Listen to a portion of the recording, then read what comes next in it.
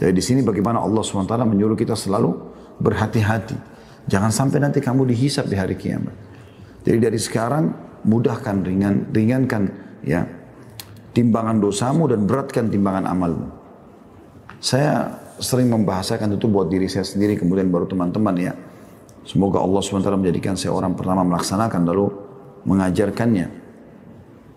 Pergilah menuju akhirat dengan membawa dua hal dan jangan bawa dua hal. Pergilah menuju ke akhirat, menuju kematian, dan kita pasti akan mati semua teman-teman sekalian. Semoga insya Allah husnul khatimah. Maka bawalah menuju kematian itu amal saleh dan teman saleh. Amal saleh dan teman saleh. Jangan bawa yang lain. Ini dua. Setiap yang Anda persiapkan adalah amal saleh. Sholat, ya puasa, ya zakat, ya segala macam bakti dengan orang tua, zikir, berdoa, jenguk orang sakit, mengantar jenazah dan seterusnya.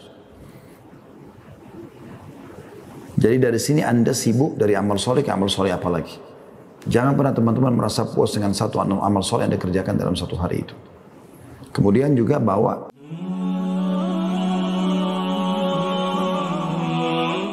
Tapi teman-teman sekalian, orang yang cerdas adalah dia selalu muhasabah. Dia gunakan atau dia disisihkan di akhir waktu dia di malam hari bagaimana dia evaluasi. Hari ini prosesnya sudah maksimal belum? Apakah saya sudah gunakan maksimal dalam ibadah-ibadah? Misal ibadah baca Quran. Berapa ayat sudah saya baca hari ini? Dia evaluasi. Kalau dia cuma baca 10 ayat, dia coba tingkatkan menjadi 20 ayat, 30 ayat, 40 ayat.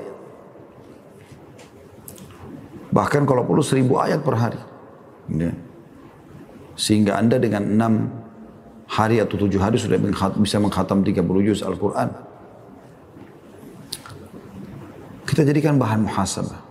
Puasa hari ini sudah berisi enggak dengan zikir pagi petang? Sudah berisi enggak dengan sholat duha? Sudah berisi enggak dengan istighfar 100 kali? Sudah berisi enggak dengan berdoa yang memang Nabi SAW janjikan mustajab atau diterima karena di waktu puasa? Sudahkah hari ini saya berbakti pada orang tua? Sudahkah saya isi dengan bersedekah di pagi hari? Sudahkah saya persiapkan di maghrib seperti ini untuk membuka puasakan orang? Dan seterusnya.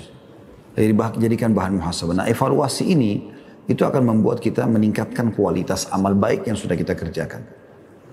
Begitu juga teman-teman sekalian, kalau seseorang melakukan pelanggaran-pelanggaran dan kelalaian, dia selalu mengevaluasi dirinya. Karena introspeksi diri ini penting sekali.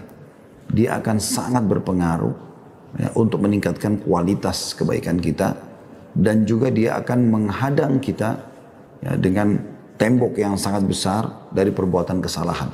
Karena kita akan terus ya, berjaga-jaga jangan sampai kita terjerumus lagi pada kesalahan yang sama. Oleh karena itu perkataan Umar ini sangat menarik. Hasibu anfusakum qabla an tuhasabu. Kalau teman-teman ya, hisablah diri kalian sebelum kalian dihisab. Kalau teman-teman pernah menghadapi sebuah permasalahan, mungkin Anda pernah rasakan seperti disoroti oleh banyak orang. Mirip dengan di sidang lah ya. Maka seperti apa perasaan Anda pada saat itu? Saya yakin Anda merasa kayak diserang dari semua sisi. Allah Subhanahu wa taala datangkan itu dalam kehidupan Anda supaya Anda tahu di hari kiamat nanti akan lebih berat tentunya. Oleh karena itu kita harus jadikan apapun kesalahan kita segera perbaikin, bertobat dari kesalahan tersebut, dan kita terus bergerak ke depan untuk menjadi orang yang sukses. Tidak ada kata terlambat tentunya. Karena kita sudah bahas juga di penyebab lemahnya iman yang sebelumnya, ajiz atau lemah, ini karena itu. Mereka tidak mau bergerak, mereka sering putus asa, karena merasa sudah pernah berbuat dosa besar. Enggak. Perbuatan dosa besar pun kalau orang sudah taubat dibersihkan oleh Allah SWT. Dan tidak ada kata terlambat untuk Anda menjadi orang terbaik umat ini. Selama Anda masih hidup, kejar prestasi terbaik itu. Juga dikatakan, wazinu amalakum qabla an tuzan. Timbanglah amal-amalmu sebelum amalmu itu ditimbang. Bukan berarti kita menghitung-hitung amal yang sudah kita kerjakan. Tapi kualitasnya sudah masuk. Gak? Seperti Anda ingin menawarkan produk ke satu perusahaan, Anda harus mengikuti spek perusahaan itu. Supaya produk Anda diterima. Kalau tidak, maka tidak akan diterima. Itu yang penting untuk digarisbawahi. Lalu kata penulis, jadi kita mengintrospeksi diri kita sendiri karena amal perbuatan kita akan dihisab kelak di hari kiamat. Allah Subhanahu wa taala telah mengingatkan dalam surah Al-Hasyr ayat 18. A'udzu billahi minasyaitonir rajim. Ya ayyuhalladzina amanu taqullaha wal tanzur nafsum ma qaddamat lighad wal tanzur nafsum ma qaddamat lighad wattaqullaha innallaha khabirum bima ta'malun. Hai orang-orang beriman, bertakwalah kepada Allah dan hendaklah setiap diri memperhatikan apa yang telah diperbuatnya untuk hari esok atau akhirat. Dan bertakwalah kepada Allah. Sesungguhnya Allah Maha mengetahui tentang apa yang kamu kerjakan. Jadi di sini bagaimana Allah SWT menyuruh kita selalu berhati-hati. Jangan sampai nanti kamu dihisab di hari kiamat. Jadi dari sekarang mudahkan, ringankan ya timbangan dosamu dan beratkan timbangan amalmu. Saya sering membahasakan itu buat diri saya sendiri, kemudian baru teman-teman ya. Semoga Allah SWT menjadikan saya orang pertama melaksanakan lalu mengajarkannya. Pergilah menuju akhirat dengan membawa dua hal dan jangan bawa dua hal. Pergilah menuju ke akhirat, menuju kematian dan kita pasti akan mati semua teman-teman sekalian. Semoga insya Allah husnul khatimah. Maka bawalah menuju kematian itu amal saleh dan teman saleh. Amal saleh dan teman saleh. Jangan bawa yang lain. Ini dua. Setiap yang Anda persiapkan adalah amal saleh. Salat, ya puasa, ya zakat, ya segala macam bakti dengan orang tua, zikir, berdoa, jenguk orang sakit, mengantar jenazah dan seterusnya. Jadi dari sini Anda sibuk dari amal saleh ke amal saleh apa lagi. Jangan pernah teman-teman merasa puas dengan satu amal saleh yang Anda kerjakan dalam satu hari itu. Kemudian juga bawa teman soleh. Dalam sebuah riwayat dikatakan, kata Nabi SAW, nanti akan ada orang beriman masuk ke dalam surga. Lalu dia mengatakan pada Allah, ya Allah, sahabatku, pernah ada orang bersamaku dulu di dunia. Maka Allah SWT pun mengizinkan dia untuk mencari temannya di neraka. Lalu dia temukan dan dikeluarkan dari neraka. Sampai orang-orang di neraka itu merasa cemburu melihat orang ini. Siapa ini orang ini? Kenapa kok bisa keluar? Apakah amal solehnya yang mengeluarkan dia? Jawabannya tidak. Karena kalau dia punya amal soleh banyak, pasti dia sudah masuk surga dari awal. Lalu setelah ditelusuri ternyata, atau dicari tahu ternyata informasinya, ya karena ada temannya yang soleh yang masuk ke surga, yang pernah dia jadikan sahabat selama di dunia, ya itu yang menolong dia. Jadi amal soleh dan teman soleh. Yang kedua adalah, jangan bawa dua hal. Jangan bawa dosa dan jangan bawa musuh. Nah ini jadi bahan muhasabah kita. Introspeksi diri kita ini. Jangan sampai Anda membawa dosa. Usahakan di detik ini. Pada saat Anda dengarkan ceramah ini pun. Ya, saya dan teman-teman sekalian kita mulai bertaubat dari dosa-dosa kita. Astaghfirullah wa atubu ilaih. Nabi SAW beristighfar dan bertobat setiap hari 70. Riwayat lain 100 kali. Dan juga jangan bawa musuh. Jangan selalu sifatnya setiap hari mikirin kesalahan orang, kesalahan orang, kekurangan orang, sehingga selalu saja ada musuhnya setiap hari. Yang kalau dihitung selama dia hidup mungkin akan habis pahala dia seluruhnya nanti di akhirat dibagi-bagikan kepada orang tersebut. Sibuk dengan gosipin orang, sibuk dengan fitnah orang, sibuk dengan mencari kesalahan orang. Ini semua hal yang berbahaya sekali. Al-Hasan Basri rahimahullah, seorang ulama tabi'in berkata, manusia yang paling ringan hisabnya dalam kurung perhitungannya pada hari kiamat adalah mereka yang selalu mengintrospeksi diri mereka di dunia, yaitu melihat kembali semua keinginan dan amal perbuatan mereka. Apabila keinginan dan cita-cita mereka itu baik bagi mereka, maka mereka melanjutkannya, dan jika tidak, maka mereka tidak melanjutkannya. Dan sesungguhnya perkara di hari kiamat terasa sangat berat bagi orang yang tidak pernah mengintrospeksi diri di dunia. Mereka melakukan perbuatan di dunia tanpa perhitungan. Lalu mereka mendapatkan bahwa Allah Subhanahu wa taala telah menghimpun semua perbuatan-perbuatan mereka. Jadi dia tidak mau tahu sudah berapa banyak dosa yang dia lakukan. Ya, akhirnya dia tidak perlu, dia menganggap tidak perlu bertaubat, tidak perlu kembali ke jalan Allah Subhanahu wa taala. Ketika kegiatan introspeksi diri melemah dan berkurang, maka sungguhnya nafsu manusia akan semakin keras kepala dan tali kendali jiwanya lepas. Lalu ia melakukan apa saja yang diinginkan nafsunya dengan tidak peduli kepada apapun. Allah Subhanahu wa taala berfirman, "Wa kana amruhu furuta." dan keadaan mereka melewati batas. Surah Al-Kahfi ayat 28. Jadi termasuk melewati batas itu teman-teman sekalian adalah kalau orang selalu menganggap remeh kesalahannya. Kalau orang selalu mengulang-ulangi perbuatan salah. Tanpa pernah mau berpikir kalau Allah akan menghukum dia. Sampai Allah SWT mengatakan dalam Al-Quran, A'udzubillahi minasyaitonirrajim, am hasibtum annama khalaqnakum abatha wa annakum ilayna la turja'un. Apakah kalian mengira kami ciptakan kalian sia-sia dan kalian tidak akan kembali kepada kami? Itu enggak mungkin. Pasti akan ada semua hisabnya. Dan kata Allah SWT dalam ayat lain, wa man ya'mal mithqala dzarratin khairan yarah. Siapa yang buat seperti biji sawi dari kebaikan, pasti dia akan lihat. Wa man ya'mal mithqala dzarratin syarran yarah, dan siapa yang berbuat seperti biji sawi dari keburukan, dia juga akan melihatnya. Mujahid berkata, seorang ulama tabi'in berkata, ia telah menyanyiakan jiwanya, maksudnya dalam surah Al-Kahfi ayat 28 tadi ya. Wa kana amru furuta, dan keadaan banyak orang melampaui batas. Maksudnya adalah ia telah menyanyiakan jiwanya dan telah merugi. Lalu bersamaan dengan itu engkau dapatkan ia sangat menjaga hartanya, lalu menyanyiakan agamanya. Pernah ada seseorang khalifah bertanya kepada seorang ulama di zaman tabi'in dulu. Kalau saya tidak salah namanya Salama bin Dinar, orang alim ini, tapi saya ragu, makanya saya mengatakan seorang salafus saleh dulu pernah ditanya oleh seorang khalifah, kenapa kita suka dengan dunia kita dan kita takut menuju ke akhirat kita, takut mati? Jawaban beliau subhanallah sederhana. Beliau mengatakan, ini bahan muhasabah. Beliau mengatakan karena kalian memakmurkan dunia kalian dan kalian rusakkan akhirat kalian. Artinya apa? Kalau urusan dunia kalian serius kerja, cari duit, cari jabatan, cari nama harum, luar biasa pengorbanannya. Apapun dia bisa keluarkan. Kalau perlu dia harus tumpahkan darahnya. Tapi kalau urusan akhiratnya, sholat malamnya, sholatnya secara umum, puasanya, ibadah-ibadah lainnya, maka disia-siakan sama dia. Seorang penyair berkata, wahai anakku, sesungguhnya di antara manusia itu ada yang bersifat binatang dalam bentuk manusia, dapat mendengar dan melihat. Dia hanya merasakan musibah pada hartanya dan tidak merasakan musibah pada agamanya.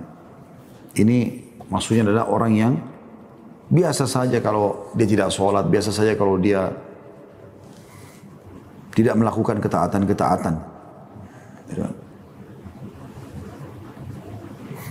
Tapi dia merasa beratnya luar biasa kalau sampai dia kehilangan, naudzubillah, pacar haram, dia kehilangan, naudzubillah, pekerjaan.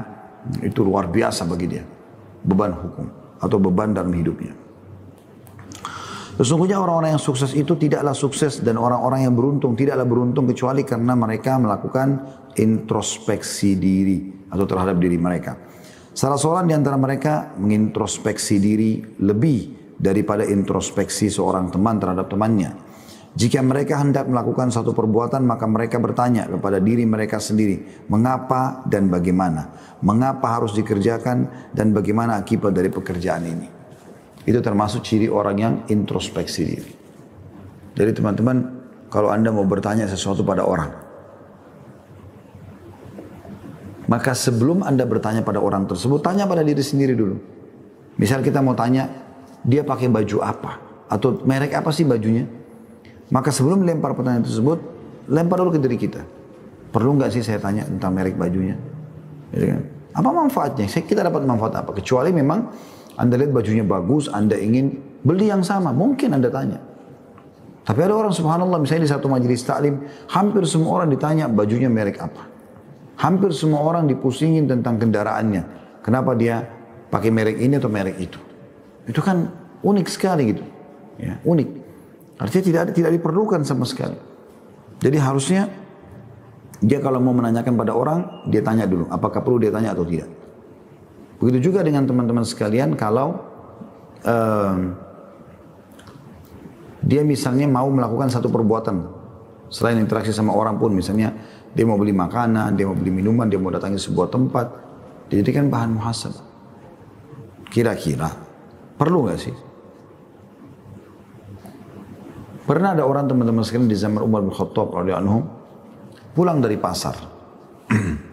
Kemudian dia bawa daging banyak gitu. Lalu Umar bertanya, Dari mana kau dan apa yang kau beli? Dia mengatakan, saya dari pasar beli daging. Karena saya lagi pengen makan daging. Apa kata beliau? Dia mengatakan, sesungguhnya, ya, kata Umar, dia mengatakan, saya lagi pengen makan daging. Kata Umar, apakah setiap kali apa yang kau inginkan kau beli? Dia, kalau sesuai dengan kebutuhanmu silakan. Tapi kalau semua keinginan kau ikutin, maka nanti akan lalai. Seperti itu. Kata beliau selanjutnya, sedangkan kita sedikit bekerja, lalu kagum pada diri sendiri. Seakan-akan surga diperindah untuk kita setiap pagi dan petang. Dan kita sudah merasa aman lalu tidak berbuat. Sedangkan mereka diliputi rasa khawatir dalam kurung akan posisinya di hari kiamat. Maka dari itu mereka bekerja. Sungguh sangat berbeda antara dua golongan itu. Jadi ada orang yang memang mukmin, orang mukmin, mereka selalu introspeksi diri mereka. Mereka selalu bertanya, sudah cukupkah? Maka dia terus berusaha tingkatkan kualitasnya ya. Beda dengan orang yang lalai seperti kita sekarang, ya sholat tarawih, nggak sholat tarawih nggak apa-apalah. Sholat malam, nggak masalah. Nggak baca Quran juga, ya sudah, nggak penting. Seakan-akan begitu. Beda sekali dengan keadaan para salafus saleh yang justru mereka selalu jadikan sebagai bahan muhasabah. Terdapat beberapa macam cara untuk melakukan introspeksi diri. Antara lain, introspeksi yang dilakukan antara selang waktu yang berjauhan. Juga ada pula introspeksi diri yang dilakukan setelah terjadi kesalahan besar. Ada juga introspeksi tiap saat. Dan inilah yang terbaik, di mana seseorang melakukan introspeksi diri setiap kali ia melakukan kesalahan. Hasan Basri berkata rahimahullah, Allah sayang kepada hambanya yang berhenti sejenak ketika hendak melakukan satu pekerjaan. Jika sesuatu yang akan dikerjakannya untuk Allah, maka ia lanjutkan. Dan jika sesuatu itu dikerjakan bukan untuk Allah, maka ia mengurungkannya. Artinya, jangan tergesa-gesa kerjakan sebuah perbuatan, akhirnya nanti mendatangkan penyesalan. Tenang. Ya. At-ta'anni, tenang. Jangan tergesa-gesa. Gitu kan? Kalau itu adalah sebuah nikmat, maka kita juga ada baiknya tidak tergesa-gesa ya, untuk buru-buru melakukan sesuatu yang mungkin bahkan bisa menghilangkan nikmat itu. Atau dia melakukan sebuah perbuatan kesalahan, lalu dia buru-buru langsung mengambil sebuah keputusan bahwasanya ini tidak besar bagi dia. Allah Subhanahu wa taala sangat suka, kata beliau, kalau ada orang mau melakukan satu perbuatan, dia tenang dulu. Keputusan ini. Ini karena Allah bukan. Kalau karena Allah dilanjutin, kalau bukan maka dia hentikan. Dan sebagian di antara para ulama menerangkan ucapan Al-Hasan Basri ini dengan mengatakan, jika jiwa seseorang hendak melakukan suatu pekerjaan, maka yang pertama kali ia kerjakan adalah berpikir sejenak. Apakah pekerjaan itu mampu ia lakukan atau tidak? Jika tidak mampu, maka ia tidak akan melakukannya. Jika ia mampu, maka ia berhenti dan berpikir sejenak. Apakah melakukan pekerjaan itu lebih baik bagi dirinya ya, daripada meninggalkannya? Ataukah meninggalkannya lebih baik bagi dirinya daripada mengerjakannya? Jika yang pertama adalah yang kedua, maka ia tinggalkan pekerjaan tersebut. Ya. Dan jika yang terjadi adalah yang pertama, jika yang terjadi adalah yang kedua, jika yang terjadi adalah yang kedua, maka ia tinggalkan pekerjaan itu. Dan jika yang terjadi adalah hal yang pertama, maka ia harus berhenti sejenak untuk berpikir lagi. Jadi teman-teman, introspeksi diri dalam arti kata berhati-hati saja, lebih jeli. Tapi juga jangan sampai membuat kita lelet, telat, sehingga kita dikalahkan oleh orang lain dalam perbuatan kebaikan, gitu kan? Jadi kita ada orang buka puasain orang, lalu dia berpikir lama, kira-kira siapa yang saya mau buka puasain, berapa orang? Lama sekali, hanya sampai menjelang maghrib, mungkin tempat yang dia mau ingin sumbang sudah dapat buka puasa dari tempat lain. Saya pernah satu kali menjalani itu ya. Jadi saya menunda perbuatan itu, bukan niat untuk bermalas-malasan, karena kesibukan. Ada satu masjid, subhanallah, dan punya radio, itu rubuh, ya, kena hujan, satelitnya atau apa itu, ya, yang butuh bantuan. Lalu saya mengatakan, oh jatuh hari, oke, insya Allah mungkin saya akan berikan 1-2 hari. Gitu. Subhanallah, pada saat saya mau menyumbang 2 hari atau 3 hari setelah itu, sudah terkumpul dananya, udah nggak ada lagi, udah nggak bisa terima. Lalu kenapa nggak langsung lakukan eksekusi pada saat itu? Kalau ada peluang beribadah, eksekusi langsung. Bukan saja negosiasi, apalagi sama syaitan. Ya. Kata beliau, apakah motif melakukan pekerjaan itu adalah untuk mencari keridhaan Allah subhanahu wa ta'ala dan pahala darinya, ataukah ia mengharapkan pujian, kedudukan dan harta dari manusia? Jika hal kedua terbetik dari dalam dirinya, maka ia tidak melakukannya sekalipun pekerjaan itu dapat menghantarkan dirinya pada apa yang ia harapkan. Namun pemutusan ini perlu ia lakukan agar dirinya tidak terbiasa untuk melakukan perbuatan syirik dan tidak melakukan perbuatan yang bukan untuk Allah. Sementara jika yang terbetik dalam hatinya adalah yang pertama, maka ia berpikir lagi. Apakah ia akan ditolong untuk melakukan hal itu? Dan ada penolong-penolong yang akan menolong dan membantunya jika pekerjaan itu membutuhkan pertolongan? Jika ia belum memiliki para penolongnya, maka ia menunda pekerjaan itu. Lalu jika ia telah menemukan penolongnya, maka ia maju untuk melakukan pekerjaan itu. Karena sesungguhnya ia akan mendapatkan kemenangan. Ya, seperti itu kurang. Jadi maksudnya penolong ini pendukung-pendukung ya. Tulus-tulusnya juga perlu. Ya, jangan terjun bebas. Tapi butuh persiapan-persiapan. Ya minimal 50% kemudian dia melangkah. Kata beliau di paragraf terakhir, sungguh kita amat butuh pada sikap introspeksi diri terhadap sesuatu yang kecil ataupun yang besar di setiap waktu dan di setiap tempat, agar kita dapat mengendalikan diri ini. Jika Allah subhanahu wa ta'ala akan meminta pertanggungjawaban kepada orang-orang yang tulus tentang ketulusan mereka, lalu bagaimana dengan orang-orang yang lemah seperti kita? Saya pribadi merasa bahwa introspeksi diri itu adalah langkah awal menuju perubahan hidup yang lebih baik. Kalau kita jujur pada diri sendiri, kita akan sadar bahwa banyak dosa kecil yang sering diabaikan, banyak niat yang belum tentu ikhlas, dan masih banyak amal yang belum berkualitas. Sayangnya, kita lebih sering sibuk menilai kesalahan orang lain ketimbang merenung dan mengevaluasi diri sendiri.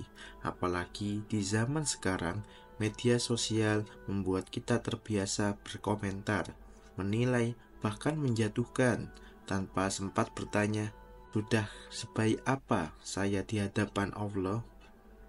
Umar bin Khattab radhiyallahu anhu berkata, hisaplah dirimu sebelum kalian dihisap, dan timbanglah amal kalian sebelum ditimbang. Sesungguhnya, hisap itu akan menjadi ringan bagi orang yang menghisap dirinya di dunia. Ini adalah nasihat emas yang seharusnya kita pegang erat. Jangan tunggu sampai hisap di akhirat menyesakkan dada. Lebih baik kita evaluasi sekarang dan perbaiki sekarang. Berhenti sejenak bukan untuk menyerah, tapi untuk melihat apakah langkah kita sudah lurus menuju Allah atau masih melenceng karena di dunia.